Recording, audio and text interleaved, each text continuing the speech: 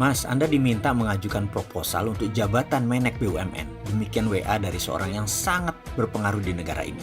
Dan tanpa menunggu jeda, saya mengetik surat di bawah ini. BUMN Incorporated digagas oleh Bapak Tantri Abeng pada bulan Maret 1998 untuk mengantisipasi banyaknya kenakalan pihak swasta sebagai kesalahan rezim Orde Baru yang lemah kontrol terhadap regulasi karena berbasis sistem otoriter dan sentral komando di tangan pucuk pemimpin tertinggi pemerintahan. Lahirnya BUMN Incorporated adalah antitesa swasta yang kebablasan sebagai sarana dukungan kepentingan penguasa Orde Baru. 21 tahun sudah hingga saat ini negara memperbaiki sistem ekonomi dengan government driven, memperbaiki regulasi dan menjadi operator agen pergerakan ekonomi. Di masyarakat yang semakin dewasa dan tumbuh kembang ekonomi memerlukan terobosan baru, mengingat pandangan dunia 2030 di mana U corporation atau bisnis semakin individualistik, semakin kecil, semakin lincah dan semakin spesifik, membuat organisasi seperti BUMN yang gemuk panjang birokrasinya dalam posisi berbahaya.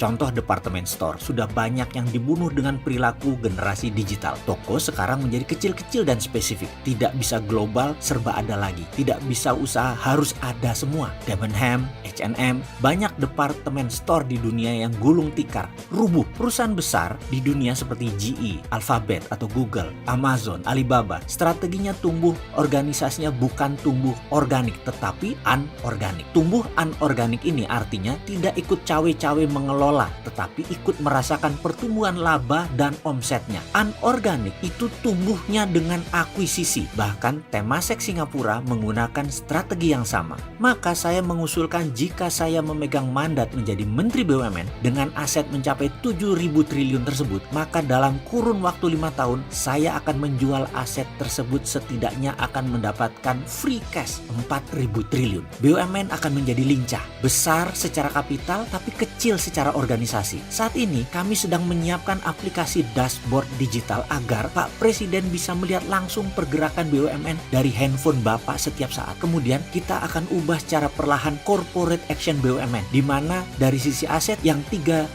triliun sisa value tadi kita keep selama 5 tahun dan akan meningkat menjadi double, menjadi 6.000 triliun dengan cara bertumbuh anorganik dan memberikan setoran dividen ke negara termasuk pajak di atas 400 triliun per tahunnya. Salah satu alat untuk tumbuh BUMN adalah dengan menjalankan SWF atau Sovereign Wealth Fund. Ini saya mohon khusus waktu untuk pemaparan. Dana hasil penjualan BUMN selama 5 tahun ke depan tersebut kira-kira 4.000 triliun, 30%-nya untuk penguatan BUMN dan 70%-nya bisa negara gunakan untuk mengembangkan infrastruktur lanjutan, juga melakukan pemindahan pusat pemerintahan baru dan keperluan negara lainnya. Ada 800 BUMN dari pucuk hingga cicit akan dikurangi dengan merger kemudian dijual ke pasar modal, sehingga ada 50-an perusahaan gabungan dari 700 BUMN setelah merger dan diakuisisi yang akan melantai di bursa dalam 5 tahun ke depan, hingga hanya ada 4 perusahaan holding yang masih dipegang, yaitu telekomunikasi, perbankan, migas, pertambangan PLN, dan agribisnis. Karena keempatnya merupakan bidang strategis, telekomunikasi atau telco akan menjadi pusat digital layaknya Alibaba hingga Facebook. Mirip, sisa BUMN akan dilepas hingga 100% kepemilikan negara hilang, namun secara bertahap, tidak sekaligus. Setiap naik nilainya lepas 20%, naik lagi lepas lagi 20%, hingga 0, kurang lebih dalam 10 tahun ke depan.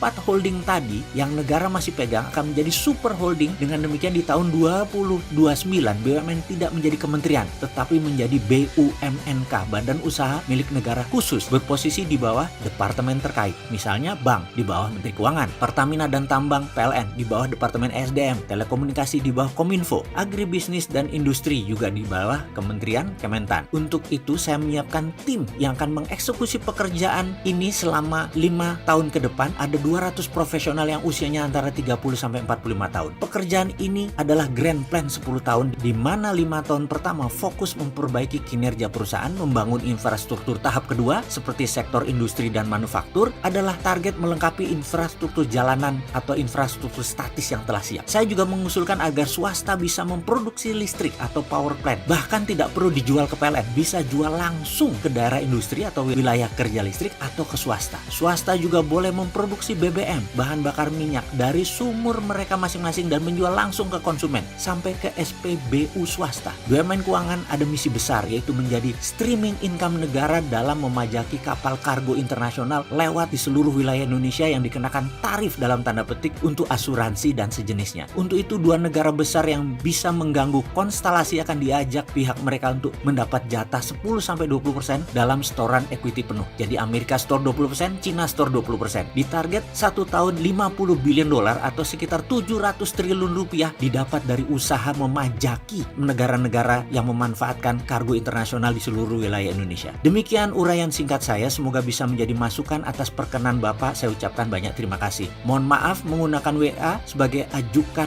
proposal sederhana ini. Matur sembah suwun, MWP.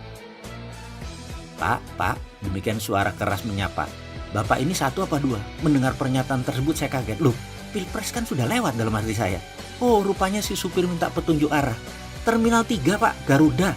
Kata saya segera karena masih tengar-tengar dibangunkan tidur oleh suara pertanyaan supir taksi dalam perjalanan pagi-pagi dapat mimpi menerima panggilan disuruh buat lamaran. Ngimpi toh.